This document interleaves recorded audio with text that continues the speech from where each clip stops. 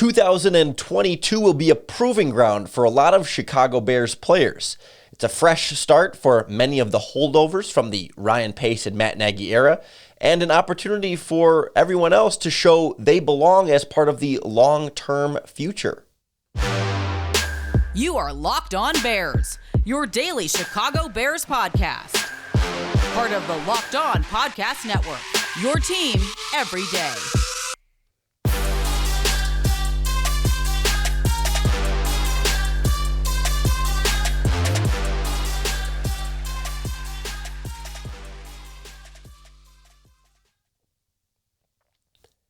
This is Locked On Bears, and I'm your host, Lauren Cox.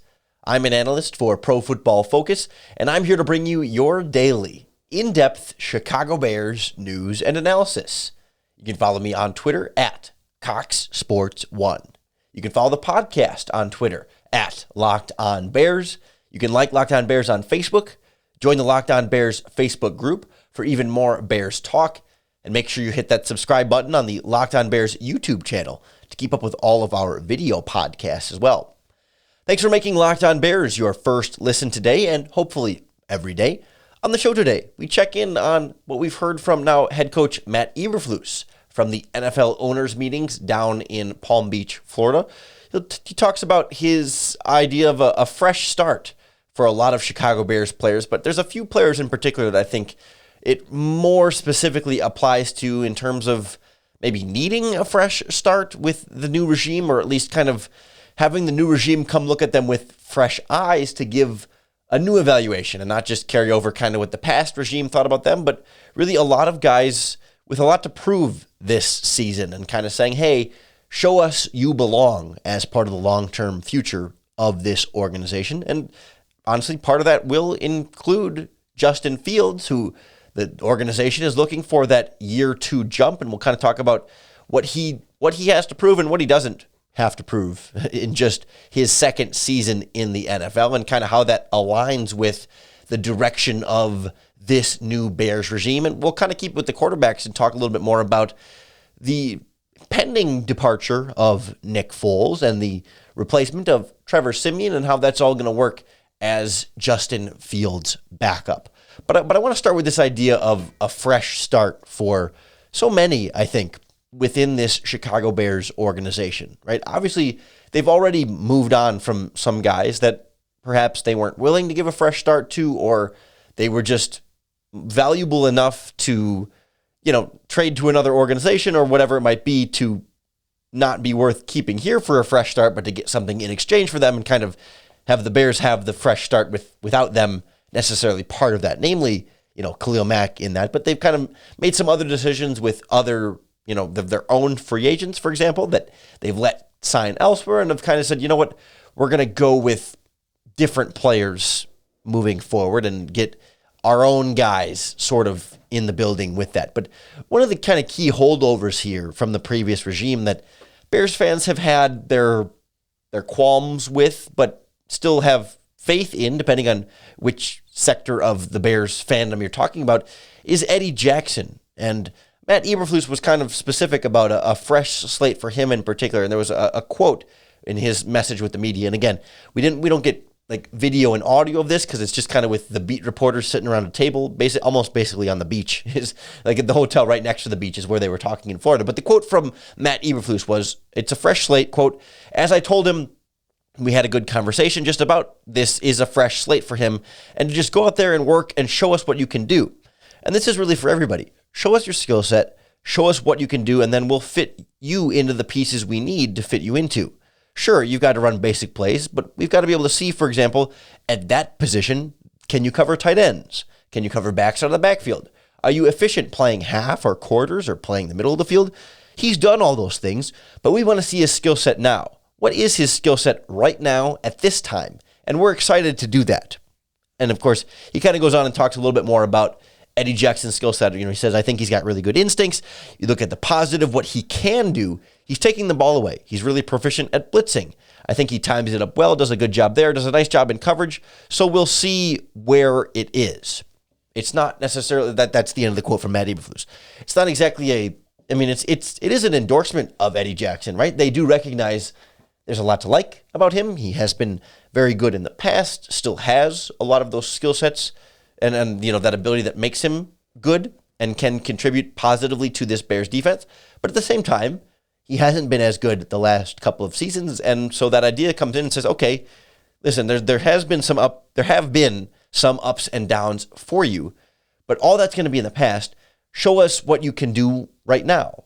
Show us that you can fit into this. The hits principle is Matt Eberflus's big thing. It's hustle, it's intensity, it's turnovers, and all that stuff, right? I mean, and there have been some questions sometimes about Eddie Jackson's effort when it comes to, say, tackling or, hustle and those kind of things. And this is an opportunity for Jackson to show all that and prove it. And I think the Bears are coming in kind of saying, we know what you're capable of. We know how good you have been.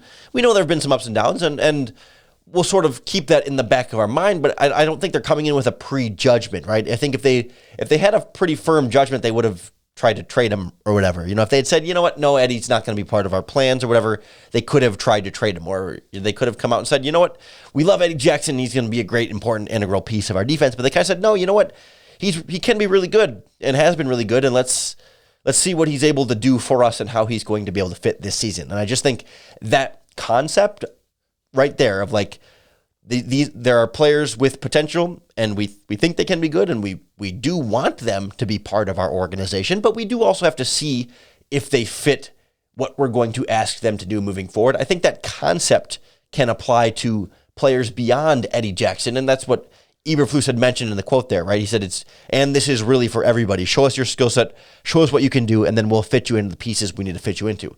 I think it applies pretty heavily to, say, Cole Kmet at tight end, right? Same kind of thing. Could use a fresh slate. He's been a little bit slow in coming along in his career, but that's fairly common for his position at tight end. And I think we saw Tevin Jenkins struggle a little bit last season at offensive tackle with penalties and all that. And again, fresh start for him could go a long way. And some of the other guys in the secondary, Duke Shelley, Kendall Vildor, maybe even Thomas Graham, who we saw some really great flashes of last season. Absolutely. Maybe Jeremiah Atauchu at edge rusher, Angelo Blackson, Kyrus Tonga on the defensive line, Mario Edwards in there too, right? Come in and show us you belong, right? Show us you are a part of the long-term future and a fit in this system. You'll have every fair, unbiased by your previous performances opportunity to do so. And if you come in here, hustle, intensity, turnovers, whatever the hits principle is, and play well, you can be part of this organization. And you know what? If this season kind of shows you're not going to be a great fit, then whether you're Eddie Jackson and his big contract or Kyrus Tonga and his 7th-round rookie contract, they might be ready to move on for you the same way they moved on from Khalil Mack. So I think it's an open opportunity for all these guys to prove what they're able to do. And I think, honestly, Justin Fields isn't in the exact same boat, but is in a similar boat in the sense that he has some things to prove. The Bears are looking for improvement, and that this regime is not as tied to him as the previous regime. They're still tied to him, but not as tied to him. We'll kind of look at what the Bears are looking for from Fields and what is and is not at stake in this season compared to perhaps seasons after that, next on Locked On Bears. Today's episode of Locked On Bears is brought to you by the makers of the world's best tasting protein bars, Built Bars. And I just got in a box of the Brownie Batter Built Puffs. And somehow, some way, they find a way to make it taste like brownie batter. I really don't understand the science behind it, but I do taste it for myself. It's delicious. I mean, it really does taste like brownie batter, but most importantly, it's low sugar, low calories, high fiber, and high protein. I think it's 17 grams of protein, 130 or 140 calories, and just, a 6 or 7 grams of sugar. There's not another protein bar product on the market that tastes this good and tastes this much like what it actually describes it tasting like. And, not that kind of cardboardy, chalky flavor that you can get from other protein bar brands. No, Built Bars are delicious. Every flavor is covered in 100% real chocolate, but somehow they're actually also good for you too. It sounds too good to be true, but I've been eating them for over a year now, and you got to try them for yourself, and you will be a believer just like me. Head on over to Built.com. Enter in our promo code LOCKED15, and you're going to get 15% off your next order. That's promo code LOCKED15 for 15% off at Built.com. I'm not ready to go into the hyperbole of like, this is a make it or break it season for Justin Fields or some kind of prove it year for Justin Fields. No, I don't think it's that extreme or that dire, but the Bears are looking for improvement. We all need to see improvement from Justin Fields, and that does come with some level of expectations. And I'm trying to be specifically like careful about this, right? It can be easy to kind of get up in arms and say like, no, like if Justin Fields is bad this season, will the Bears regime move on from him next season? No, I don't think it's that level of like prove it right now, especially because the rest of the roster is going to be also in prove it mode. It would be a little bit different if you're like, say, if you look at where the Miami Dolphins are right now, right, where they sign receivers, they trade for Tyreek Hill, they sign offensive linemen, and it's like, okay, Tua Tagovailoa in Miami has to be good this season. And if he's not good this season, they're going to move on and they're going to get another quarterback in there because they've built this team around that quarterback position.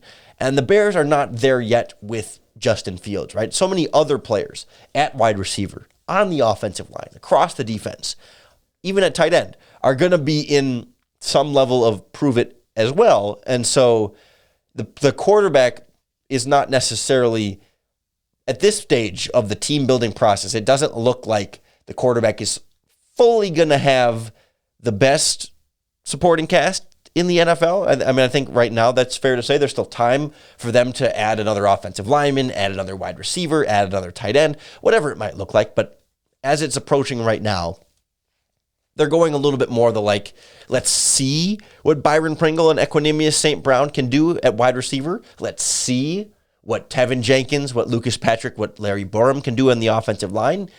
And chances are that not all of those players are all going to be great, phenomenal, and outplay their contract this past season, or this upcoming season. So, like, chances are maybe there's parts of Justin Fields' supporting cast that aren't ideal, and that's fine, but, like, he can still needs to show steps himself. I think there is still something to prove there for Justin Fields. He doesn't have to be, whatever standard you might want him to be eventually, right? He doesn't have to reach his full potential in 2023 or 2022, right? His second season is not when you expect him to be in his prime, but the Bears are expecting some amount of improvement from him. The quote from Matt Eberflus was, quote, "The development of him for the second year should be a big jump. It should be. That's what we're looking for. We're looking for better technique, better fundamentals,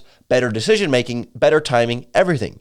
He's all on board with that. He's excited about where he is, and he's been working his tail off. That's what we want, that big jump from year one to year two." We've talked before on this podcast about how, and like we kind of were hinting at there, do they have the proper supporting cast to give him the best position to develop and make that jump? Maybe not the ideal, but should a really, really good, potentially quote-unquote special quarterback be able to still make progress even if the supporting cast isn't ideal? Like, of course, if it's disastrous, right? If the offensive line is like terrible and like the game, like remember what we saw against the Cleveland Browns and Justin Fields game last year, right? If they're getting that all season, no, you shouldn't expect Justin Fields to be elite with a terrible offensive line and terrible wide receivers. But like, if they can give him an average offensive line and even average wide receivers with a decent running game and a decent defense, like we should, in theory, see some progress from Justin Fields. Some progress from Justin Fields, right? That doesn't mean 5,000 yards and 40 touchdowns or whatever you might want to set the bar to be at that stage. But certainly like improvement would seem to be like kind of what they're looking for there. And how much improvement, I don't know. It's kind of hard to measure, but we'd like to see perhaps, the processing speed up a little bit, maybe even the release speed up a little bit. And we've already kind of hit that point in the offseason, and I imagine this might worsen as the offseason, like once we're done with the draft and we hit that dead time between like May and August, really, or like late July when we're really desperate for content. But we somehow already hit it now where a video came out of Justin Fields working out and throwing to receivers, and all of a sudden, all of the quote unquote quarterback gurus on Bears Twitter, not like the real people that actually like scout quarterbacks, but like just Bears fans on Twitter are analyzing, like iPhone footage of Justin Fields throwing at a practice. And I mean, if we're going to be honest about it, like, yeah, the release did look a little bit tighter and a little bit quicker. Like I'm not trying to like, and I'm not calling out anybody in particular by any means. And this is not like but it's just sort of like,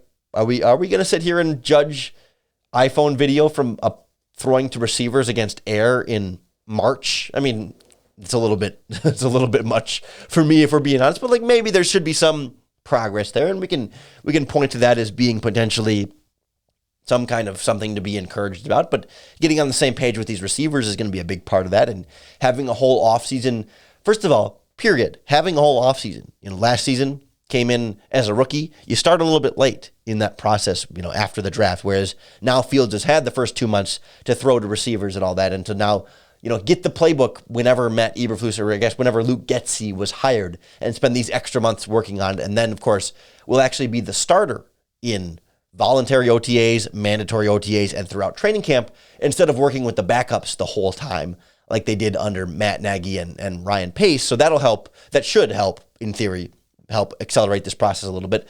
But then, also I think it's important to keep in mind too that, like, this regime isn't as tied to Justin Fields as the past regime. They're a little bit tied to him in the sense that, like, they don't have this first round pick this year because of him. He's also a second year quarterback. And so they're obviously like relatively obligated, or it just makes the most sense for the franchise and for this regime to stick it out with him a little bit and see how it goes. But it kind of feels like right now, Matt Nagy and Ryan Pace, when they inherited Mitch Trubisky, right? Like they were kind of brought in, or well, Nagy was. Pace drafted Mitch Trubisky, but Nagy inherited him. They were he was kind of brought in with the idea of like, hey, this is the quarterback you're going to have to work with now. But like when crap hit the fan after 3-4 seasons of Mitch Trubisky, Matt Nagy was kind of able to say, like, hands off, like that wasn't my pick. It's not my quarterback. Let's move on. And I guess I would just say that, like, if 3 years from now, not this year, but like 3 years from now, if Justin Fields didn't take the steps the Bears are hoping him to take, this regime is not tied to him that specifically. But that's not this season, right? This season is not the year Matt Eberflus and Ryan Poles are evaluating whether or not Justin Fields is the answer at quarterback, right? He's got at least 2 more seasons, well, at least 3 more seasons here on the rookie contract before that conversation starts to happen. There's something to prove, but he doesn't have to prove everything this season. And it is a fresh slate for him too. After some ups and downs last season, it's okay, make that jump this year, show the new regime what you can do. He's also going to have a new backup quarterback, a new voice in that quarterback room, helping him along the way. The Bears basically all but saying they plan on trading Nick Foles. We'll kind of check in on Trevor Siemian as the new backup and what could happen with Nick Foles next on Locked On Bears. Locked On Bears is brought to you by RockAuto.com. They're a family business that have been serving auto parts customers online for over 20 years. They've got everything you could possibly need for your vehicle, from the complicated stuff like an engine control module or fuel pump assembly to more of the easier stuff like brake parts, tail lamps, motor oil, even just like new carpet. RockAuto.com has the deepest catalog of auto parts anywhere you can find online. But even with thousands and thousands of parts available, it's super easy to navigate. You just enter in your car's make and model, and then you can quickly sort between the brands, specifications, and prices you prefer.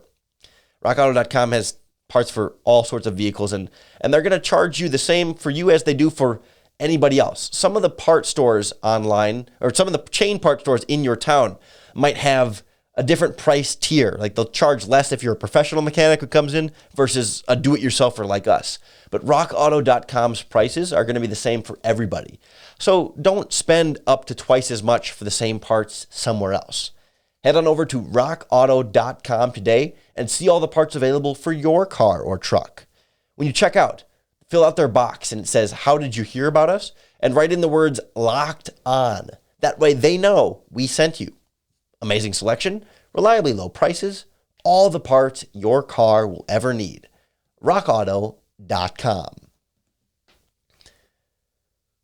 We kind of thought the Bears might be trading Nick Foles, but then they kind of let the clock go by. A roster bonus triggered for Nick Foles to guarantee more money to him that the Bears paid out and had to pay. And so we were like, well, guess they're going to hold on to Nick Foles, but then they bring in a new backup quarterback, and it's like, okay, are they going with the 3 quarterback thing? But then it kind of sounds like now that probably not going to have Nick Foles be part of this Bears roster this upcoming season. Ryan Poles has kind of said, like, yeah, and Matt Eberflus has said too, like, yeah, we're nothing has materialized there yet, but we're kind of looking into what our options might be as far as, trading Nick Foles. And that makes sense, right? I mean, he's due over $10.5 million this upcoming season. I think his cap hit for the Chicago Bears this season, specifically if they keep him, is going to be $10.2 million, $10.666668 million in what is the final year of the restructured contract that Ryan Pace signed him to when they traded for him. And remember when they traded for him in 2020 and they restructured the contract so that there was a clause in that contract to where if he had hit certain performance thresholds in that first season, he could void the last 2 years of that contract to make him a free agent right away if he wanted to cash in on how well he had played in 2020. And I guess, they did bench Mitch Trubisky that season and did give Nick Foles the starting opportunity, but we all saw how that went. And of course, then last season, Nick Foles spends the whole season as QB3, but still sees the field and is still somehow, some way, like, part of the equation at quarterback, all things considered, with Dalton and Fields. And now he's a very expensive, relatively expensive backup for a young quarterback that is the future for the Chicago Bears. And so Siemian comes in, going to be a much cheaper option for the Chicago Bears than comparatively to the 10 2/3 contract that they're owing Nick Foles this season. Trevor Siemian gets signed a 2-year, $4 million contract with a chance to make up to $5 million with some kind of incentive in there. I'm not sure what incentives you put in for a quarterback who's coming in not as a competing for a starter, but a truly you are our backup, but there's incentives in there. If Justin Fields gets hurt, I don't know. Those incentives are not super obvious to me, right? But then it's like, okay, Siemian is here, and Eberflus and Poles have kind of said we see Siemian as a better fit for the offense and kind of for where things are going to go now. And of course, Foles was Matt Nagy and Ryan Pace's quarterback, so yeah, it makes sense that they might want to kind of just kind of move on and have a little bit of a fresh slate there.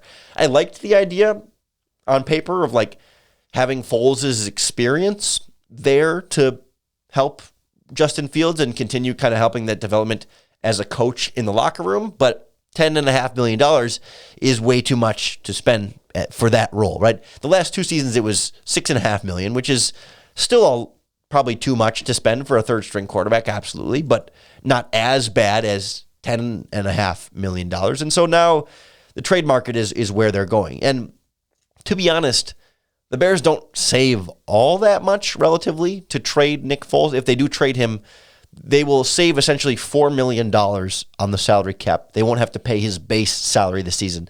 The other 6 2/3 this season has already been paid out in that guarantee, and the roster bonus that triggered a few days ago or a couple weeks ago, a few days after the league year started, plus the prorated bonus and the other guaranteed salaries built into his contract. So they'll save $4 million if they trade Nick Foles, but they're already going to pay $2 million this year on Trevor Siemian to replace Nick Foles. So really, in the grand scheme of things, they're only truly going to save $2 million at the quarterback spot when they trade Nick Foles. But if the choices are pay 10.5 to keep him or pay 6.5 to trade him, just makes way more sense to trade him. The problem is trying to find a potential trade partner in that, and that's a little tough because $10.5 million is a lot for just any old team to take him on as a backup, and the number of teams that are interested in him competing for a starter would seem to be relatively low. Otherwise, they probably would have already made a deal for him now. So you got a lot of teams that are like looking at potentially like drafting a rookie quarterback that maybe once they get their rookie quarterback in place, or if they miss on the rookie quarterback that they might be looking for, then potentially a Nick Foles trade could be maybe more in the works there. Like as I look around the NFL, of course, like the Carolina Panthers jump out, but Jimmy Garoppolo is also available for trade. Baker Mayfield also available for trade. Atlanta Falcons also going to be in that conversation. The Seattle Seahawks, they have Drew Lock, of course, under contract, but that's not going to keep them from potentially adding another quarterback there. I mean, maybe, well, I guess those three seem to be, unless like the 49ers wanted a more veteran backup if they replaced Jimmy Garoppolo with like Nick Foles to help Trevor Lawrence, I guess. It's a little bit light in terms of teams that would want Nick Foles as a potential either competitor to be a starter or a strong, solid backup to be there for maybe a rookie quarterback or something like that. But, he should still have some value in that sense. But I think in terms of trade value, and when we talk about him having a $10.5 million salary, we're probably looking at the lowest of low day 3 draft picks, especially when you see like what a Matt Ryan or a Carson Wentz goes for at this stage. Like we're talking, conditional 7th round, 6th round pick. Maybe you trade Nick Foles in a 7th for their 6th, something like that. It's going to be basically as minimal as possible compensation that another team can give up for Nick Foles to still technically give the Bears something other than just like straight up like cutting him, which is still, I guess, a possibility. And they would save $3 million instead of $4 million if they cut him. Because the way his contract is set up, like of his $4 million base salary, $1 million is guaranteed this season. That if they cut him, they would still have to pay that $1 million guaranteed. But if they trade him, the next team would take on that $1 million of guaranteed money. So that's why there's a $1 million difference if the Bears cut him versus trade him, and why they're still willing to hold on to him at this point and pursue a potential trade. But maybe a cut could still be within the realm of possibility, but you'd rather get a 7th round pick for Nick Foles than nothing for Nick Foles. And they seem to be holding out for that possibility of like some kind of future late day 3 draft pick for him for some team that should end up potentially wanting Nick Foles over maybe some of the other free agent quarterback options. But that's going to leave Trevor Siemian as the Bears backup, certainly a more mobile quarterback than the statuesque Nick Foles. And this past season with the Saints, started 4 games, with Jameis Winston being injured. Didn't win any of those 4 games, but took care of the football, 11-3 touchdown to interception ratio, and most of those were more like downfield passing. I'm not gonna come on here and rave about Trevor Siemian as a quarterback by any means. He was 0-4 in Cleveland. Like if Justin Fields gets hurt, that's like worst case scenario for the Bears. The season is all about Justin Fields, and so like I'm not gonna come on here and be like, oh no, Siemian's a great backup, but is he noticeably worse than Nick Foles? Probably not. We've seen some pretty bad Nick Foles in recent years too. So like, he's cheaper, and again, like the famous quote from Peyton Manning's quarterbacks coach, like, why aren't they giving Peyton Manning's backup any reps in practice? Because if Peyton Manning gets hurt, we're effed, and we don't practice effed, and that's kind of going to be where the Bears are with Justin Fields to some extent this season. So like, might as well be Siemian instead of Nick Foles for 1/5 of the potential salary cap hit this season. Let's hope we don't get to see Trevor Siemian at all this upcoming season. Certainly we'll keep a close eye on any potential Nick Foles trade or any other compensation the Bears bring up with any other trades or free agent acquisitions or all that, all offseason long, right here in the Locked On Bears podcast. So make sure you hit that subscribe button to keep up with all of our daily, in-depth Chicago Bears news and analysis. Thanks for making Locked On Bears your first listen today, and hopefully each and every day. The Locked On Podcast Network is your team every day. We've got Locked On Bulls getting closer and closer to the NBA playoffs, Locked On Blackhawks getting closer and closer to the NHL playoffs, plus Cubs, White Sox, and whatever college teams you follow. I don't think we have Locked On Fighting Illini just yet, but a lot of the major college programs we are on top of here across the Locked On Podcast Network. So appreciate you tuning in. I hope the Locked On Bears podcast makes it just a little bit easier for you to bear down.